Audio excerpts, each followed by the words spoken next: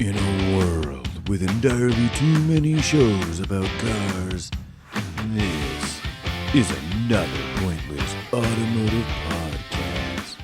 Welcome back. Hi! To the... What is this, 2022 version of another podcast? I know, we podcast? are traveling back in time. We're back in the studio. We know you guys missed the echo that is Chadwick's garage. Yes, we normally do act in an automotive echo chamber here on the pod, but we decided to add a little bit more literalness. And we have missed the smell of brake fluid, like brake clean, engine degreaser. I think it's your musk. It's the same thing. Mm-hmm. It's actually it's the same fluid. It's good. Speaking of each other's fluids, yes, this is another pointless automotive podcast, but you know that because you clicked on something that made this play. And they said it 45 seconds ago. So that too. That still reigns true. It is true, although things could be changing minute by minute here. We're huffing fumes. We're in the garage. We are face to face. We're getting the band back together, man. We're doing tip to tip, glance to glance, and so it's been a while. We missed you. It's been a while. Yeah, it's been a while. It's been some would say 1 week since we recorded. Something. Guys, that was good. That was nice. Frank, thank you. You know what I don't like as much as these. When we're surrounded by old cars, you know, they're all off camera. We really set the camera up well on this one. We got an NX, we got a ZR1 Corvette. We do. New cars, man. Modern cars, if you will. I think great. Yeah, modern cars are great. They are so good. They're so pricey.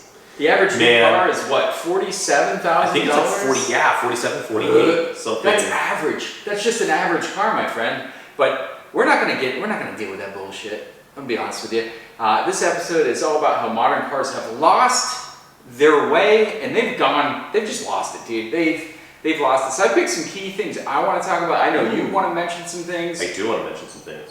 What do you think, Frank, like, if you had to pick one thing to pin how modern cars have lost their way, what would you hang your hat on? What point would you that would be your breaking the backboard, shack slam on NBA Jam, arcade game, because it wasn't on the consoles. Boom shakalaka.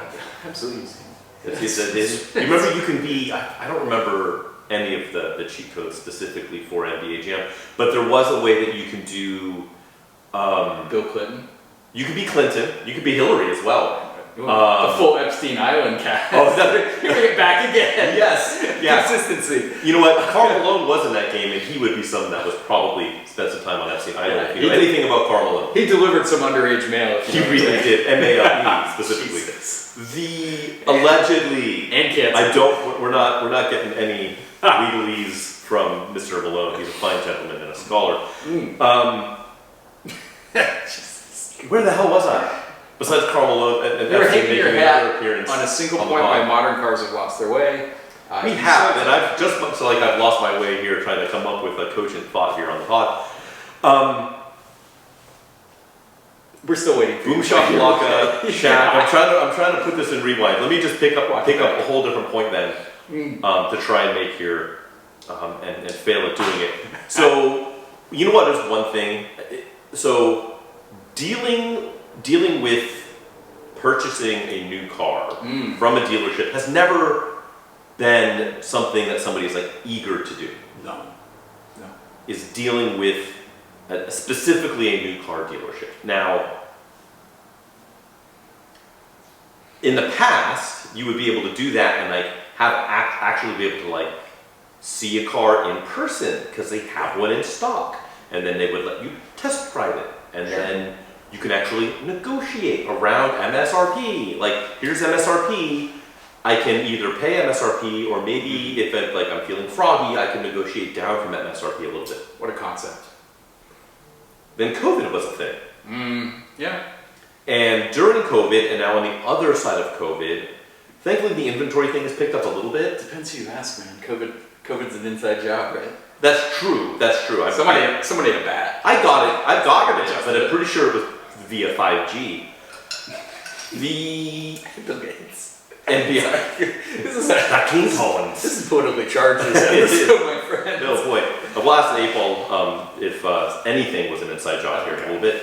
But the thing was, you kind of knew what you were getting into, right? Yeah. You go there, you spend more time than you want to. They ask you what they can do to get you in a car today. They'll throw in some floor mats, and maybe they'll throw in, your first 10 oil changes are free or some nonsense to get you to pay close to MSRP. And Sure. Yeah. And now though, they probably don't have one in stock. Yep. If they do, you probably can't drive it. You're expected to just place an order off a sheet, and then maybe you get it, and you got to pay 15 grand over MSRP.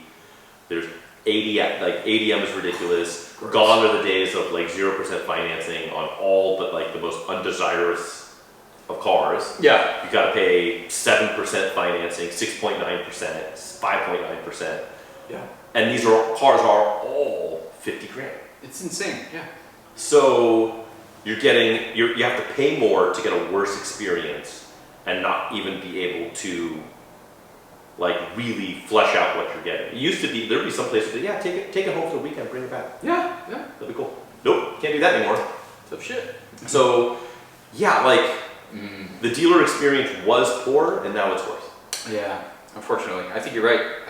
Lexus is still pretty good, but like you said, those new car trends are everywhere. If you want a new GX, they're paying 15 over sticker. Yeah, it's brutal, There are dude. people asking, the MSRP will be 70, and the dealer wants 105 for it. Yeah, it's gross. Yeah, It's absolutely gross. Or you buy a GM and bring it back for an auto transmission every 30,000 miles. this is true. Ford was good at that for a time, too. Yeah, true. That's a good point, man. The dealership experience. How about this, dude? We've been driving we drove a lightweight car earlier, a G20, a P10 version. Yes. Junior executive, lightweight, nimble, fun, good all-around car. Mm-hmm. You know what? Cars are not little anymore, my friend. And I like to call this point, take a cruise on the bloat boat. Oh. Because everything's grown, and it's Absolutely. First off, everybody needs a raised up, battle ready SUV. You can't possibly commute in anything less than that. You put your family in dire jeopardy of dying, of course. But seriously, look at a brand new Civic next to an 80s Accord. And just compare, it's literally 75% larger. The 911, the modern 911 is a land yacht compared to an air-cooled 911. And you think the way they've done the exterior design is pretty awesome, right? In a vacuum, it still looks the same until they're parked side by side. And you're like, good lord. Dude, especially the width. It's a cartoon. Well, the tire width is the same as one of the rear tires on a modern 911 is all four of the air-cooled Porsche tire. It's gotten out of hand. What else is it? It's just like Mini Coopers. The new Mini Cooper is a macro Cooper. So I just looked it up. Oh. And maybe you can cheat, but guess the ballpark weight of a 2024 Mini Cooper. Just a standard standard one. It's got to be. It lists a range. It's got to be around 3. A 27 to 3144. Bro. So, and that's if you want a Clubman, that's 30 up to 36. Countryman up to 37. 3,700 pound Mini. That's more than my Isuzu Trooper weight. I remember the whole rub on the Mark III Supra. I was like, oh dude. And same with a 3000 GT. Is they're pigs, dude. They're 3,800 pounds. My They're way overweight. Yeah, my Stealth twin turbo is 36. Yep. Yeah, and those were considered super overweight and and I get it. I get it. There's with feature creep comes weight creep and bloat. But it's not like we don't have other technologies. It's just it's become an acceptable penalty. Agreed, and everything has to be big. We don't feel safe in small. There's this. Wait, but to me, it's you canceled out that armor, perceived armor, because you really don't have any more crash protection other than modern crash prevention. It's not just based on the size. The mass of the vehicle doesn't ensure safety. Right. But you lose the nimbleness, right? You miss the handling dynamics to avoid the accident when you're driving this land yacht, and it's. That's the weight, dude. Weight is a big factor in accidents. That's your momentum. That's your mass flying into something else. That's your inability to brake or anything. Everything else is stressed because of the extra weight. So, man, I don't know. I think that's probably my number one. It's just the size. And that's on my list too. Yeah. And I think part of that is, and exactly what you were talking about was,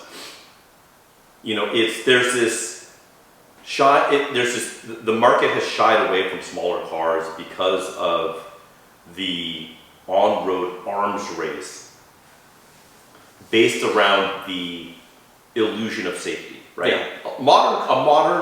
A modern Mini Cooper that we're bitching about, that's 3,000 pounds. Incredibly safe. Incredibly safe. Yeah.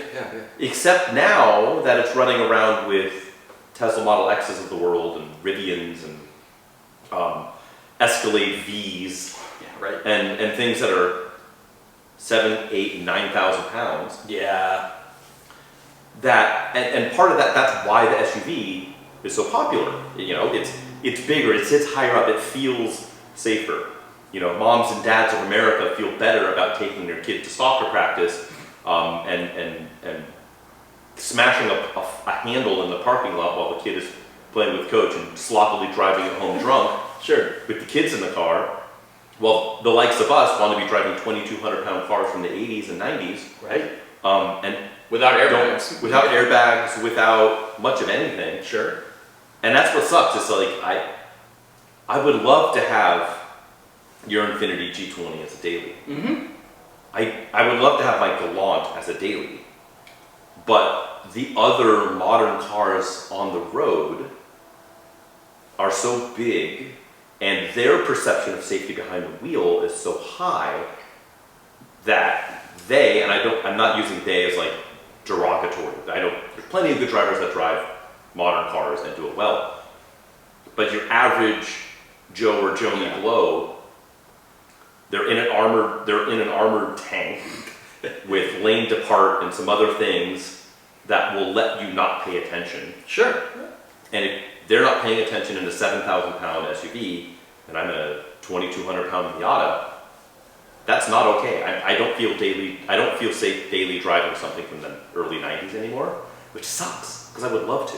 I feel like you just segued into like another one too. Like you've been saying feature creep, you've been saying all this stuff, and there it is right there, man. We brought it up on the pod before, is where are all the fun, affordable cars? When all this tech has become standard issue, whether it be infotainment, whether it be these passive and active safety things, these all cost money. They all bake into the increased MSRP. It's more than just inflation. These things do cost to put in the car. I think that's why we don't have affordable, fun cars. And fun used to be lightweight, tossable, like high revving, like, you know, all those dynamics. They just can't belong in a heavy car loaded with all this tech and safety. It doesn't happen the same way, man. And I think part of that too is that's why fun has moved to pointing at a piece of paper with your 0 to 60 time on it. Ugh. And saying, well, my Model 3 Performance will go 0 to 60 in 3.1, which is a fun party trick, but like, right. Okay, but that's because that's the only thing you can. EVs are good at masking weight like that. They're not as good at masking weight by having, and to the tune of the way we would like to drive a car, which is, it's got some personality, it's tossable on a back road, it's bubbly, it makes good noises. Yeah. You gotta ring it out. What, you gonna ring out an EV? Although apparently the new Ioniq 5N or whatever we'll lets you see. do that. But yeah, I agree. I think that's where it's coming from, right? It's the feature creep. The other thing too is, like, remember buying stripper models? Like, if you wanted to do a car, for that. Yeah, you could buy a stripper model with a stripper, perhaps deceased in the trunk. If she's in the back seat, she might be cool. Chloroform, they don't have to be deceased. Yeah, I mean, it's a good time. Yeah, it's a really good time. But you can be very you can waive ABS, you could waive, power door locks, power windows, and save yourself some money. I don't think that the stripper option is really even an option anymore. I think at a minimum, what's the most stripped out Miata that you can get? You can't get hand crank windows anymore. No, I don't know. Are there any new cars that you can buy with hand crank windows? That's a good question. I wonder when the last. I bet it was like a Kia Rio or something, or a Versa. Probably a Versa window. Although they still make the Mitsubishi Mirage. You might be able to get that with crank. I wonder. I bet the gear to make a crank window is more expensive than the electronics that go. Unless they like poach it from some like model they only sell in India or the Dominican or something like that. That's a real good point, man. But that's got to be it, man, because you're talking about feature creep and we're talking about expensive cars. I think that's the connecting synergy, if you will, why cars are expensive. This feature creep, and like now that we've all grown accustomed to it, you can't take it away. Yeah, that's the thing. Like if you were to just now, you say next year, 2025, we're going to have this entry-level sports car. It's got manual windows. It's got manual locks. I think the uptake on that versus, well, I can spend $2,500 more and get a proximity key and a security system so Sure. I don't get Kia bullied, and all the other stuff that comes along with it. Like, I suspect the market has chosen that against our wills. Just like, how many good convertibles can you buy? Yeah, it's a short. They don't sell, sadly. So, but like, yeah, to your point, how many fun, affordable cars are there? Dude, I don't know. There's the Subiota twins. There's WRX. They're still not that cheap. They're not like cheap. I mean, maybe adjusted It's for not throwaway inflation. money. They're like 30. Yeah. Starting, yeah. Which, I mean, today's 30 is like yesterday's 20. Still, I mean, but in the 90s we had plenty of like $10,000, $12,000 sportier Econo boxes. I don't know. I think if you adjust them for inflation, though, it would be close. It's kind of close, but But there was still, even then, like, every manufacturer had like 3 options almost. you could buy a Ford Escort for $4 or $5 grand in the 90s sometimes, like right the early 90s. But yeah, like you can get a Ford Escort GT, you can get a Probe, you can get a base fun Mustang, you can get, what else? The other fun offerings where they're from Ford. Whatever, like insert fun, cheap sports car. Every manufacturer need 2 or 3. Yeah, maybe like you could get like a Chevy new Camaro LT, like the V6. Well, not anymore. No, but you used to. Camaro's That's dead. kind of modern, Yeah. right? Like that's kind of a modern take on a stripper version that's still enthusiast focused. And I think those were proper fun. But I think you're right there. And like honestly, I have another point, dude, that kind of just like goes with all of this is the analog experience is dead. We're talking about feature creep. How about driver assist everything? And it's not even like passive. It's like everything comes with some kind of eyesight technology. I know that's Subaru specific, but they have some kind of like, accident avoidance, lane departure warnings, radar cruise control. And I know Lexus had radar cruise control earlier on, as we all know with the LS, right? But dude, it's just like I don't even think you can get a base car without some kind of passive safety or active safety. Which... Can you? I don't think you can. I think it's backup cameras are mandatory. Backup cameras have been mandatory since 2012, I think. Yeah, we're old, dude. We're not getting any younger. But with regards to that stuff, I'm actually okay with it. Simply because circling back to the drunk dad driving his kids home from soccer practice, and he does everything he can to the moment he gets home and tucks them into bed to like avoid just running away and leaving his life behind and just abandoning the kids and the wife. She works hard, she tries, but he just can't handle it. And so he's about to go flee, still drunk in his brand new 2024 Escalade, right? Isn't it usually a Ram? Oh yeah, it's a Ram. You're right. It's a Ram 2500. 2500. Hard stats. Maybe he'll do big ultimate energy. I don't know. But I want that guy to have a machine that stops him from rear-ending me. I don't know, man. I do wish there was some sort of one-button defeat on enthusiast cars. I don't think you should have that on a Camry. I don't think you should have that on your Ram 2500. I'm gonna take a hard stance against some of this right now, Frank, because I'm gonna Darwinian thump my. You're gonna side with DUI, Dad. I see. Yeah, you ready? I see. Oh, I am DUI. I was gonna do a Breaking Bad, like I am the danger, but you didn't watch that series. You're the only one in America, one day in the world. But honestly, I think all these like the really, really invasive stuff, and I'm not talking ABS, sure, cool, ABS. Well, I will go for it, but probably like 60, 70% of my cars don't have it. Dude, it's turning us into passengers rather than drivers. It really is this whole like... Do you want most of America to be drivers? Natural selection, Frank. We don't have to deal with it. I know, but I don't want to be on the other end of the natural selection is the problem. If we survive it... Think about how bad the average driver you see and realize that 50% of them are worse than that. It doesn't matter. They'll never learn a life lesson. If you don't touch that hot stove when you're a kid, you'll never learn. But I don't. I just the problem is if they touch the hot stove, I potentially get burned. Is the problem? I don't know, man. I think we need to eliminate DUI. No, because soon we're not. Soon we're in autonomous cars. Which are basically small, like subways. Let's be honest. If we keep trending in this direction, it's just true. you gotta sack up and just take control of the situation. You gotta seize it by the nads and like drive your fucking car. You really got it, man. And like the more we say, okay, cool. Yes, I know, and like honestly, as someone that's lived outside of California, I know you guys drive for shit here. It's like the worst driving in the country. Sure. Everybody knows this. But still, like we're only enabling the behavior, Frank. Eventually, we have to counter the behavior. I think we take away ABS first, then we take away airbags. I will say, I do think if manuals only, so no cell phones. The side effect of the Takata airbag recall is that all cars get their airbags removed and get replaced with claymores. I thought they were shurikens because they were Japanese. Yeah, but sorry. Yes, but no, I just. Oh, you come. I think if claymores replace airbags, front towards enemy. Then yes, and the driver is always the enemy in this scenario. No, you're enemy. Then yeah, I think we're onto something. Now, until that day happens, I think the majority of people that shouldn't be driving should at least make it so their dumbass things that they do behind the wheel will prevent them from putting their corpse in my lap while I'm driving. And next we have alcohol, premarital sex. No, that's said though. Everybody has to wear full body armor walking around just in case you bump into something that's. First off, blessed be the fruit. Secondly, but no, like, maybe. Sure. Yeah. Hey. Nope.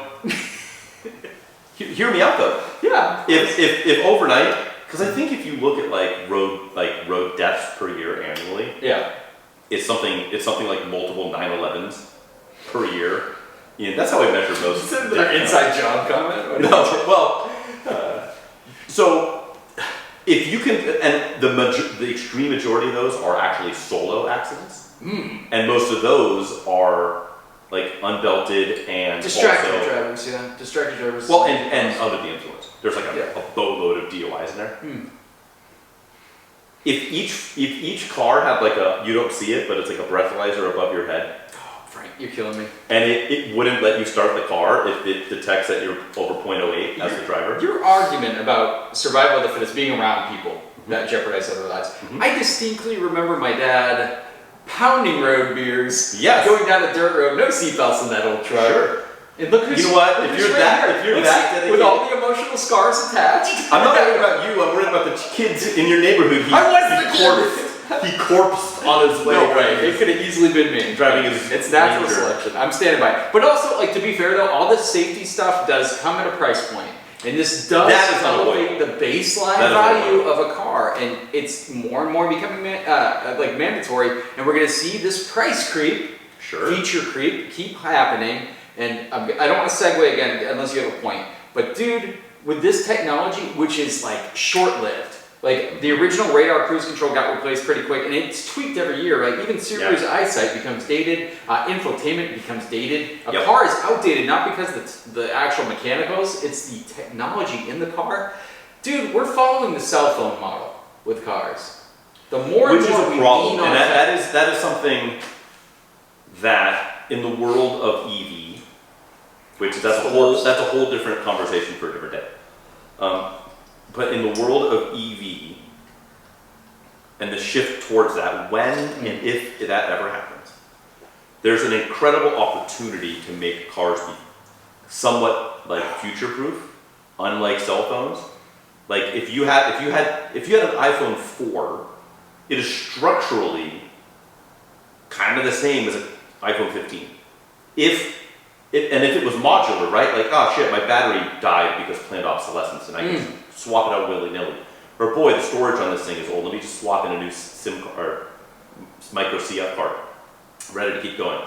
Oh boy, the cameras are so much better. That's modular. Swap it out. Yeah. If they did that with new, there's so much cost to that, and with the technology footprint changes, right? Like, right. Remember how big your 27-inch TV used to be? Sure. Get 3 guys to carry it, and now you have like a 65-inch that weighs a quarter of the weight, and you can carry it. Yeah, but I think a car has been roughly the same size for 70 years. Yeah, but the infotainment footprint has changed. Now we have a tablet strapped to a dashboard, which is fucking hideous. Can we be honest for a second? You could. Why do we have tablets just strapped to like that's the But if it's laziest way modular, out. right? If it was plug and play, and you can swap it out later, or eliminate it if you want, right? Oh, man. And if you have my bad, I've got my Tesla, my 2015 Tesla, and now it's 2035. Yeah. And battery tech is way moved on, and I can pull the old one out that weighed 1,000 pounds and replace it now with one that weighs 200. But what if the amperage changed or like everything changed and then like now it's obsolete? You They change don't that stuff make out too.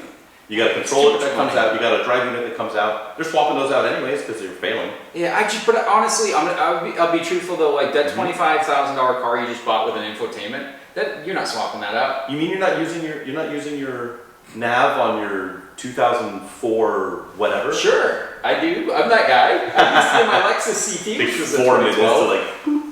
I use the voiceover Lexus. It's funny. The voice. Then they stop supporting it, so there's like whole swaths of roads and highways that don't exist anymore. Just wing it, dude. Make good time. But honestly, it's like we are following the cell phone structure, right? Like, I know, which is it's very throwaway. problematic. Cars are becoming throwaway. Yes. And like, why own when you can lease? I think there is an opportunity to change that, and it's not going to happen because of money, which sucks. Yeah, no, and it's going to keep. I don't know, and that makes the used car market shitty too. And then it's just a nightmare experience. And then that tech becomes obsolete, and your car can be bricked. Like you can't access your HVAC because your infotainment has failed. And there's like one guy in Texas that rebuilds it. It's like I don't know. I don't like this model. I don't like the direction we're going, man. I also like with all the. I think we mentioned it. This kind of like. It's like tech. The modern car now is like you don't go to the car. They don't even talk about the engine. They don't really talk about drivetrains. They're like, wow, look at this. This is wireless, the newest version of Apple CarPlay. Right. Or this car has this feature that's really amazing. You just wave your hand and it fucking like it does whatever. It does X. Flashlight activate. But it's like that's what a flashlight sounds like, I guess. In my head. Dramatic recreation. That's canonical. Yeah, that's how that works. Oh boy. Well, I don't want to indict myself. But that's my biggest fear is that we are growing into like this disposable car like thing, and like kids now, like young people buying cars, they're looking at the tech. They don't give a shit if the engine or like the chassis dynamics or anything to talk about. It's like, whoa, look at the size of that screen, 15.1 inch. You know? Well, yeah, I think they are on more non-enthusiast stuff. I think still young. I do still think there's a lot of young enthusiasts that are into vintage. Older, and what's funny is like vintage for them is like 2015. yeah, like 2010. Like, Yeah, sure. I got an old school 370Z, and that's like an old. That is like an old cantankerous. Well, that's messed up because you can have an old 370Z and you can have a new 370Z. Exactly. That's Ouch. Nissan baby. We love you. Though. One other thing I wanted to bring up before we move on. Do you remember when you can get like cars in, I don't know, non-monochromatic colors? Oh, fun colors. I do, Like, that's what I dabble in. Yes. I do know.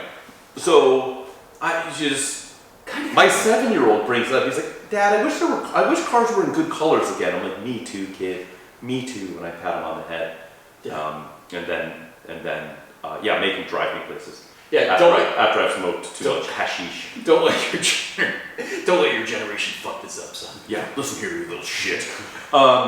But no, I tell them I agree because everything is white or black or silver or gold or gray or darker gray or metallic black or some. It's all various monochromes. Occasionally there'll be like a dark blue or a dark red. Yeah. And unless you spend big coin on something fancy, that's it. It's true. It's true. And It's fucking sad. It is sad because like I love back to the cheap car thing.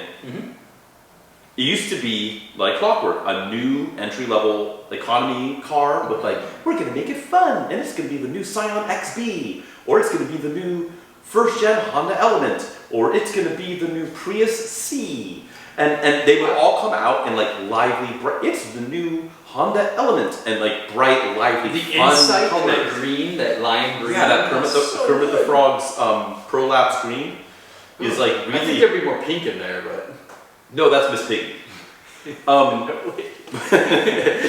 Have you seen a burlap sack? Ask Kermit. But We'll like, show you yeah, during just the commercial break. fun cars. There was that like that what they call it, like that vitamin C. Yeah, fun colors, right? Like, And dude, so I do this walk. I do like this 2 laps every day Okay. at work in the middle of the day to get my laps in. Sure. Outside, and there's tons of parking lots. It's all like industrial, commercial stuff.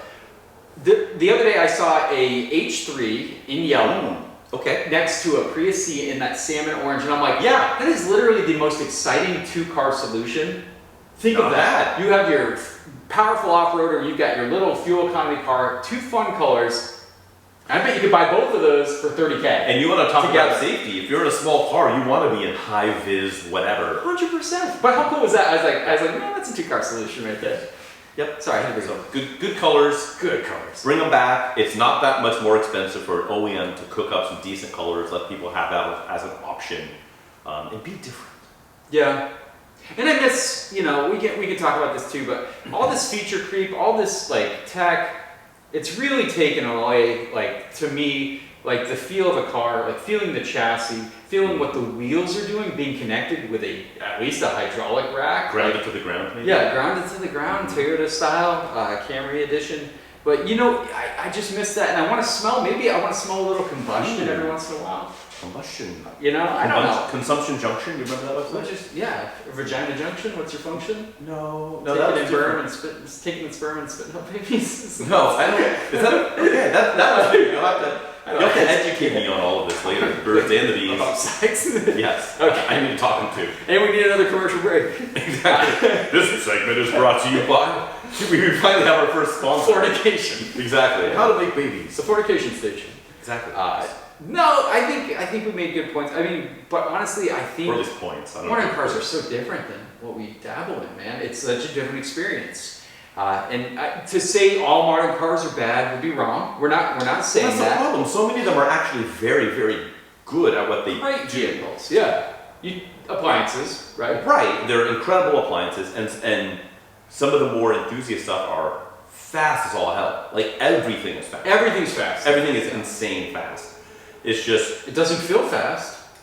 and some of them do feel very fast, but Some of them don't. But you not- look down, you're but like, not I should not be probably. going. Yeah, but also like how insulated they are. It's like I should not be going this fast. It doesn't feel like I'm going this fast. Sure. My sensory organs are not picking up on the speed. and Whereas if you reproductive get- ones. Yeah, you get in one of my. Oh, I'm always full ramrod mode. But if you're in one of these old analog cars, you can feel. It's all the position. You get over like 80 miles an hour, you're gonna feel Yeah. the speed, and that's just lack of maintenance on my part. But True, yeah. dude, it's just I don't know. I thought I wanted to bring it up because we talked about old cars and new cars, and there are some good new We do, cars. we like to be old man that yells at clouds sometimes. But and- it's so and true, which is dude. fine. And the scary part is, I know we mentioned like the cell phone style.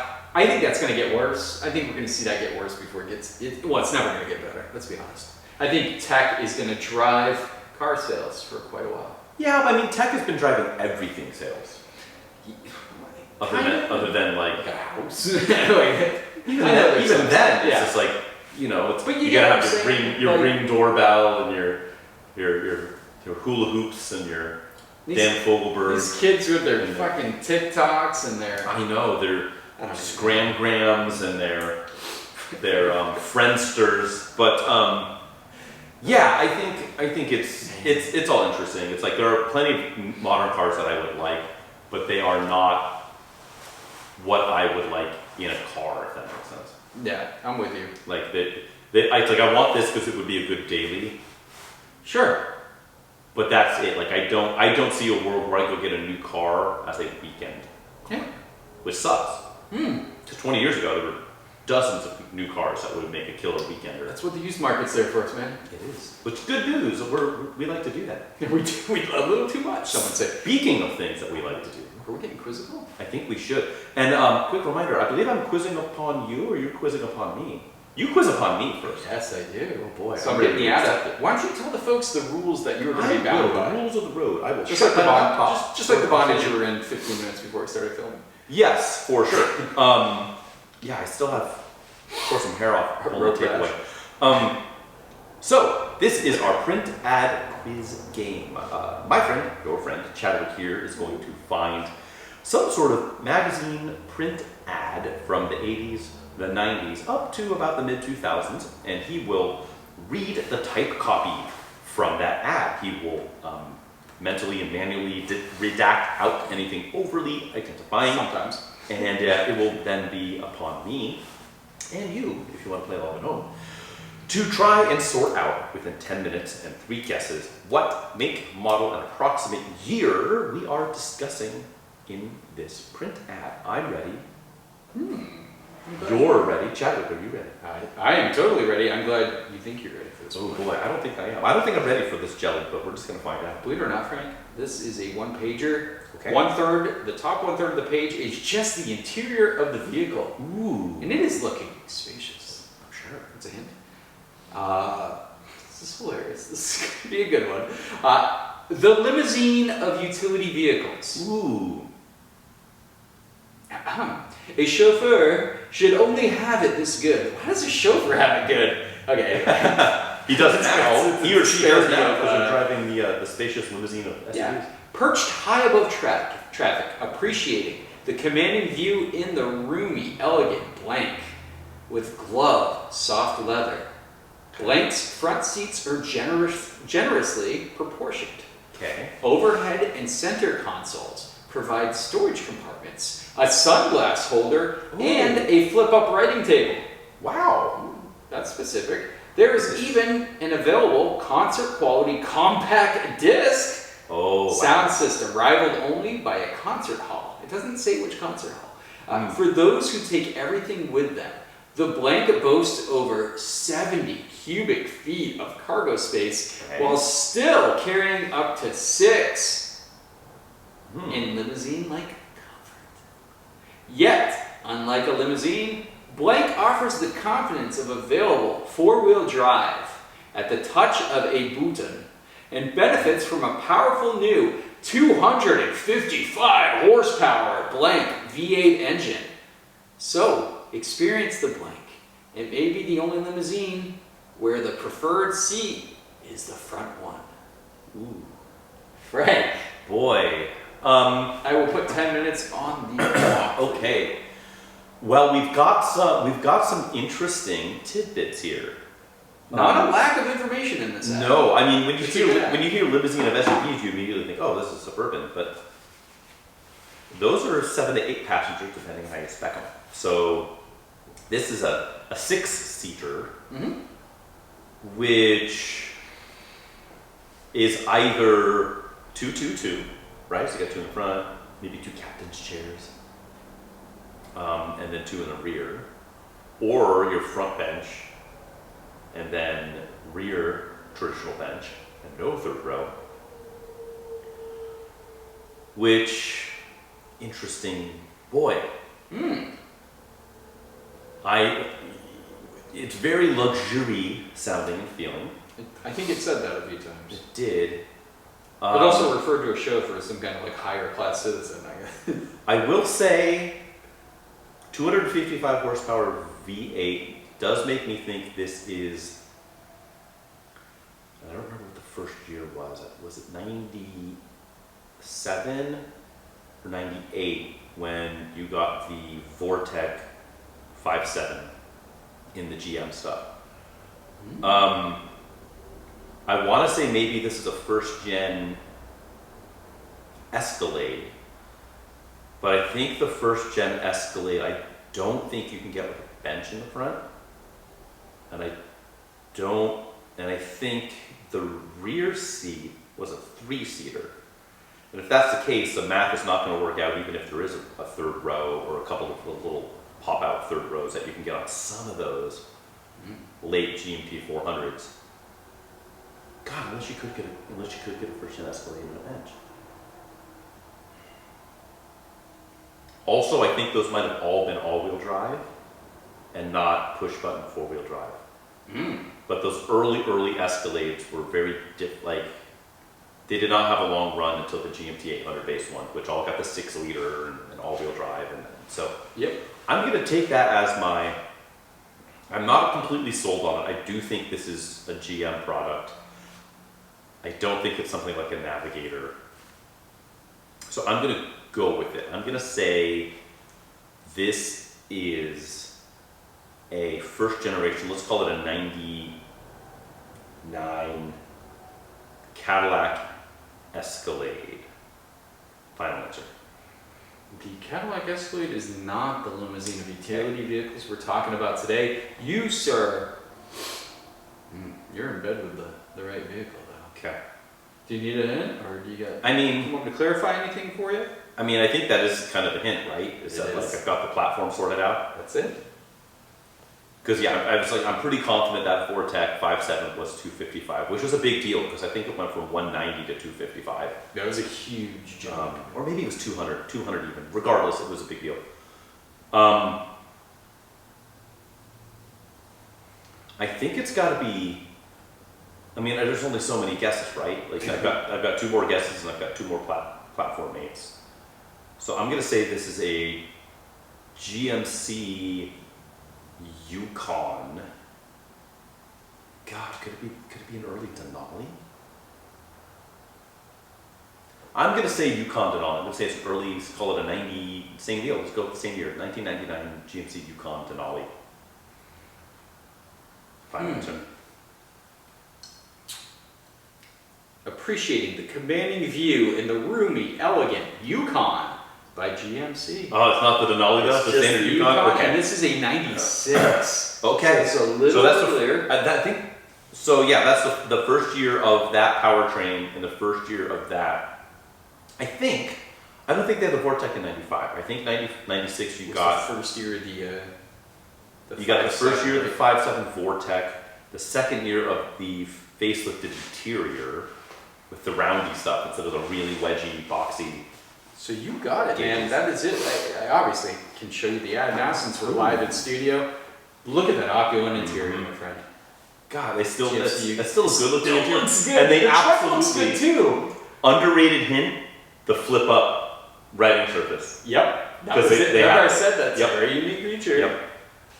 Which like maybe double down on the GM product. How did they shoot that photo? That had to be a dissected vehicle, right? Like with it doesn't have the side.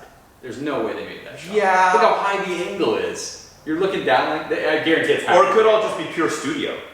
Could be. Like it's not. They just piece that shit together. Oh God.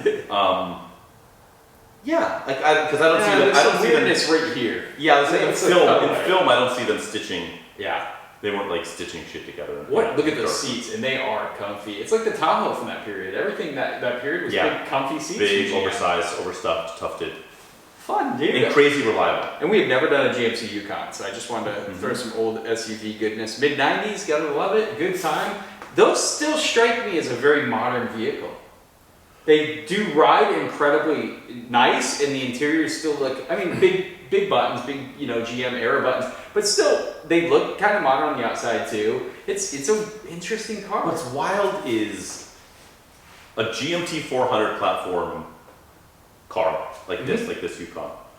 You compare it to the generation prior, the square body stuff. Yeah, light years more modern.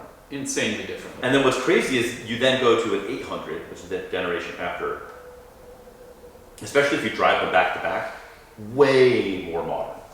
Yeah. But then the generation after that, like, actually wasn't as big of a jump. The GMT 900 stuff. But these things rode wonderfully. Absolutely brilliant with the air ride and all the other fun stuff. Yes, right? Yeah, and they just worked. They just went forever. There weren't major issues. They had some like leaky intakes if you didn't run Dex Cool and some silly stuff like that. But for the most part, they were rock solid. Wasn't it if you ran Dex Cool it was leaky? Wasn't that the actual? I think that's what it was. I think it was early Dex Cool, and then they updated to get Dex Cool 2. And then everybody ran the green shit. It was fine. So that's kind of the funny. Or they ran the green shit, but they didn't fully purge the old stuff out, and then it gummed up the works because they didn't play nice together. Gotta love that. Ah, yes. I know trans cooler lines like to leak too. Played with that a little bit. Yeah, but in the grand scheme of things, small potatoes. I mean, it's a 5.7. It's a Chevy 350. What are you gonna do? So good job, man. And that's a good truck. That was worth a call. I'm surprised we haven't done like a Yukon. Yeah. It's a great the truck. Hell? Yeah, I'm thinking, what are we doing right And you nailed it too, because like Cadillac obviously would have been like the high echelon luxury, GMC right there, the value luxury truck right in the middle. So good job, my man. Hey. We should celebrate with a little PCP. Project Car Progress. And I always like to ask you, Frank, have you turned any wrenches or made any progress? A little. Okay, a little. A little bit goes a long ways. With PCP, I've heard. Yeah, that's true. That's true. Just one hit, baby.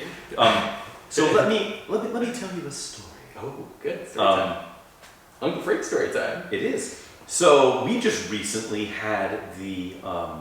Did you get to partake in the Aurora Borealis? Yes. Localized entirely within our northern hemisphere. This isn't your driving out to the Aurora Borealis story, is it? It is. You already told that. We did? Damn it. How much PCP have you done, Frank? I'm on an incredible amount of drugs. Sudafed. You literally told that last time, and there was nothing to be seen. There was nothing to be seen. It was soul sucking. It was soul sucking. Do you have anything in lieu of your story from last week?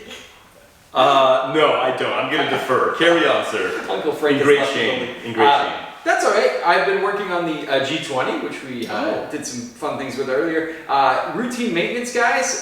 This is not a full resto car, and it pains my heart not for it to be a full resto car, but basic maintenance goes a long way with these things. So valve cover gasket, the platinum OEM plugs replaced, new wires, oil change, air filter. These are the things that keep a car running good. This is it. It doesn't sound like a lot, but to get in there and do it. But if you take it to a shop and unload all that, that adds up quick. Oh yeah, dude, that ain't cheap. Yeah, and it's you call it a tune-up and then get the fuck out of my garage. But like, this is routine maintenance. You need to do this stuff. If you don't know the history of the car, I do it anyway. And everything I pulled out was fine. I had no I didn't pull a spark plug out and go, Jesus, this thing's dead. Yeah, like the rings are gone. We're just pushing oil up through. It was like appropriately due for perfect. It had the OEM spark plug type. They looked like they had been replaced. So this is a 100 car, so they did the right thing, replaced with the right parts. That's how you make a car last. It's so easy. It's so easy. There weren't like some weird ass AC Delco plugs thrown in there. Like mismatched. Yeah, auto light, AC one Delco. random copper one in there for some reason. Poorly gapped. So that was awesome. Valve cover gasket was leaking, so that was an obvious. Just go ahead and do it, and all the spark plug wells.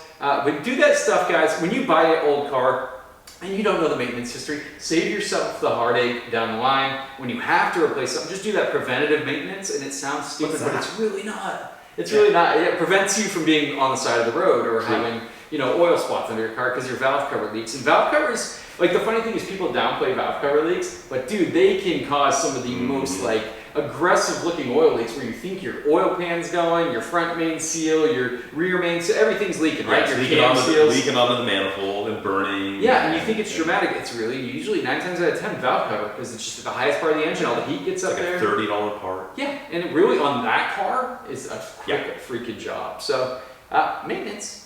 That's all I got, man. Do you want to close this episode down, Frank? I think we can shut it down. Yeah, we can do that. We can wrap this one up. Do we have any questions to ask the 8-ball? Oh my god. Oh, we should ask it. 8-ball, are we ever going to reverse the trend of cars being like cell phones and we're just throwing them away? Ooh, is the trend reversing? This is a vintage 8-ball. It's very hard to read. It's decidedly so. We are going to reverse the trend. Somebody's gonna. Dude, that's a mad. No, you asked weird. So the two of us are going to reverse this trend. Personalize that. We're doing it. Dude, wait. Mad Max? Yeah, that's what's gonna happen. It's just Mad Max. The moment we hit stop on the record here is when the ICBMs are gonna be leaving their silos, and we're gonna be full Mad Maxing. Yeah, we'll have to be analog. All the Chrysalis Highwayman. Yeah. We're so fucked. Oh well. It was nice. Goodbye, friends. Yeah. Thanks for tuning in. But no, yeah, thanks for tuning in. It's good to be here in person once again. Back in the studio. Back in the saddle again. If you want to follow along with our exploits, you can follow the video component of this. Mm-hmm. That's you, if you're watching along. In the flesh. That's right. On the YouTubes, so check us out there. Apparently, there's some algorithm thing that if you leave us reviews, even if they're terrible, it helps us out, so that's a good thing. So do that on however you listen, whether it's Apple or the Farmers Only app, or however you're listening to the pod. And then you can also please give us terrible advice and harangue us digitally on our Instagram page, which is @APA Podcast. Clever. My name is Frank. I'm at the places as the Photographer's Garage. Where are you? Auto Obsessive Garage, mostly on the tubes. Haven't uploaded in a month and a half. I'm sorry, but life. So yeah, we appreciate your time, guys. You could listen to anything. You could listen to something with quality, but yet you're here, and we're here for you. We appreciate it. We love you guys, and we'll catch you, I don't know, in a week. Yeah, and we want to thank our sponsors, the birds and the bees. That's a good one. Maybe we'll get that big Epstein Island money for next week. We'll get his estate to sponsor us. Did we have a 9/11 joke too? It's just like we hit all the big ones this week. It's just, no, I was using 9/11 as a unit of measurement. Oh. Yes. Or the Porsche. It could have been that reference. It could have been that too. There's been a lot of inside jobs on this specific pod. So thank you guys for listening and putting up with us. And hey, maybe we'll see you next time. Is an IMS bearing an inside job? Okay, let's go. It is. Let's get out of here. See you guys. Bye.